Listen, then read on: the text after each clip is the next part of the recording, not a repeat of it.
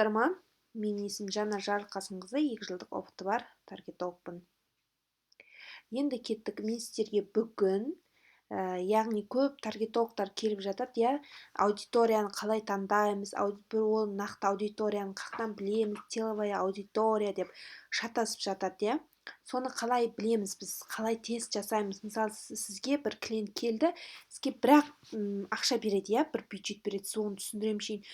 Біз аудиторияны бүйтуіміз керек, сөйтуіміз керек, тест жасауымыз керек деген кезде ол түсінбей отказ беріп жатады, миы ашып жатады, түсінбедім, не ол деп ше.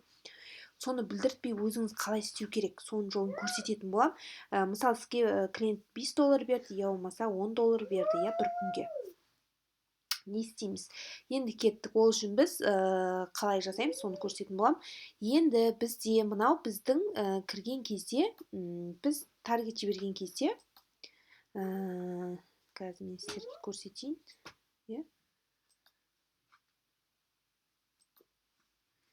Так, мен көрсетейін сіздерге. Біз таргет жіберіп жатырмыз. Бізде мынандай осындай 3 бөлім бар. Міне. Таргетке біз басынан бастап көрсетейін, бізде создать кнопкасын басып кірдік қой.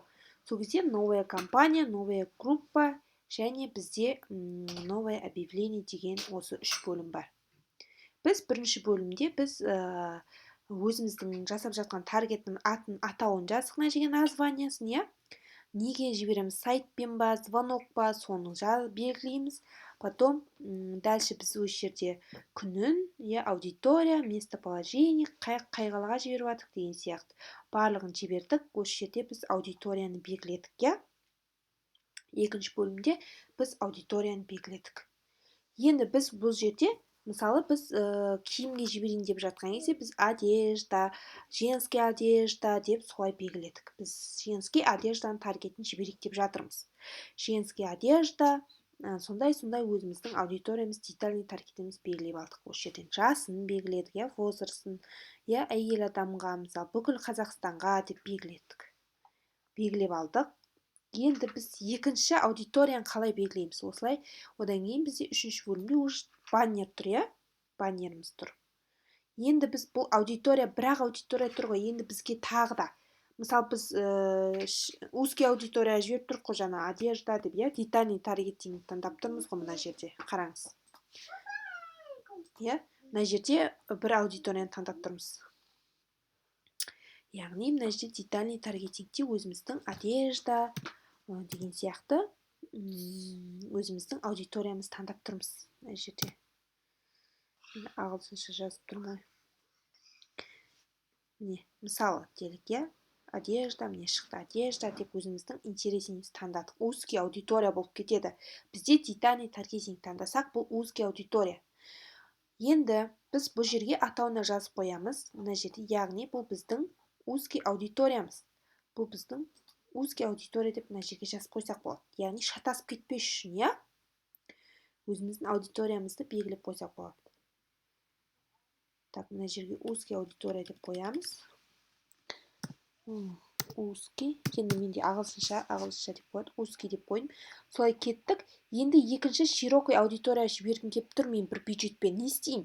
Ол үшін мына тұрған 3 нүктені, екінші бізде аудитория, бұл екінші бөлімде ғой бізде. Соның мына жерін басамыз. Дубликат дейміз. Біреу штук, число, копия біреу.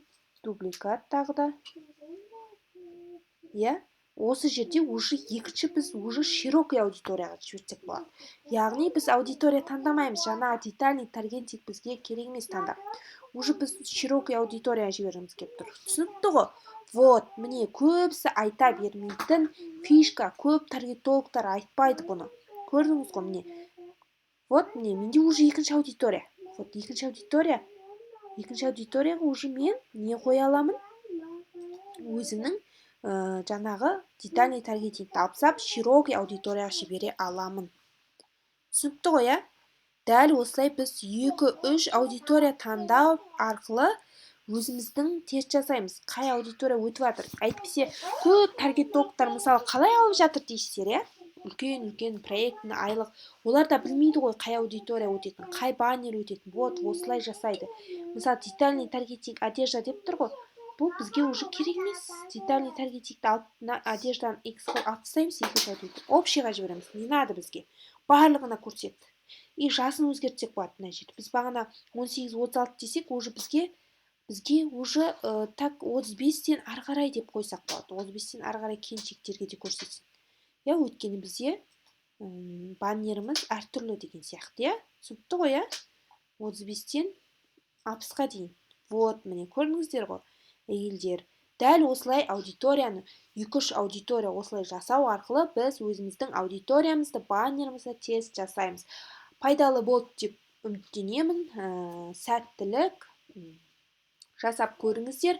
Маған тіркелуді ұмытпаңыздар, лайк басыңыздар. Мен сіздерге өте пайдалы ақпараттар алда уақытта айтатын боламын. Енді мына опубликовать кнопканы басамыз, дальше кетті. Сәттілік.